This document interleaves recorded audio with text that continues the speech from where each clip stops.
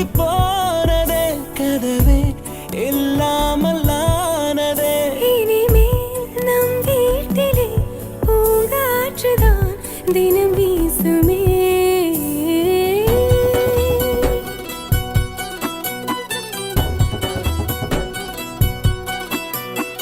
ஒரு பாதி கதவு நீயடி மறு பாதி கதவு நானடி பார்த்து கொண்டே இருந்திருந்தோம் சேர்த்து வைக்க காத்திருந்தோம் ஒரு பாதி கதவு